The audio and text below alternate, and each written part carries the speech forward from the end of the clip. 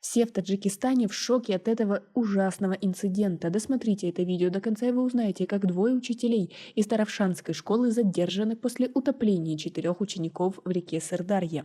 Подписывайтесь на наши обновления, чтобы всегда оставаться в курсе событий. Двое учителей школы номер 60 города Истаравшан задержаны в рамках уголовного дела, возбужденного в связи с утоплением 4 учеников в реке Сырдарья. Задержанные подозреваются в причинении смерти по неосторожности в результате ненадлежащего выполнения своих профессиональных обязанностей, сообщил 10 августа источник, близкий к следствию. Им грозит ограничение свободы на срок от 2 до 5 лет с лишением права занимать определенные должности на срок до 5 лет. 4 учеников школы номер 60 села Ниджани из Таравшана: Бахтиер Каримкулов, Садридин Каримов, Лазизбек Хидиров и Асилбек Мамадисоев утонули во время купания в запретной зоне реки Сырдарья, расположенной в парке Наврузгох в Худжанде. Им было по 16 лет. Подростки были похоронены 8 июля на кладбище села Ниджани.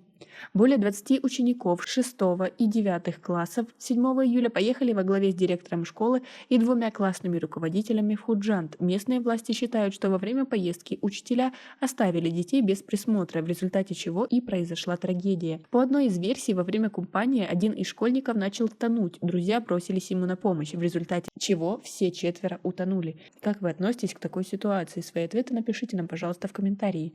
Заведующий управлением народного образования Сагдийской области Асим Каримзода ранее на пресс-конференции заявил, что 4 школьников во время обеда незаметно отделились от группы и пошли купаться в запретной зоне реки Сырдарья, где утонули. Лица, допустившие халатность, будут наказаны, заявил он. Источник, близкий к следствию, отказался называть имена задержанных, чтобы, по его словам, не помешать ходу следствия.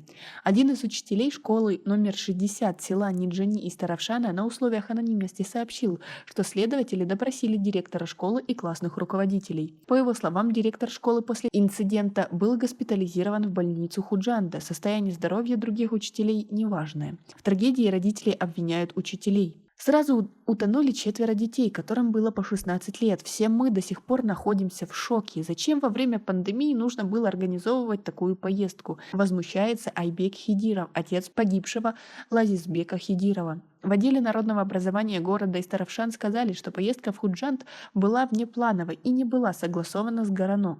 По официальным данным, за 6 месяцев этого года 14 человек утонули в реках и водоемах на севере Таджикистана. Это в 2 раза больше, чем годом ранее. Как вы относитесь к такой ситуации? Как вы думаете, правильно ли наказывают учителей? Свои ответы напишите нам, пожалуйста, в комментарии. У нас пока на этом все. Оцените наше видео подпиской и лайком. До скорой встречи!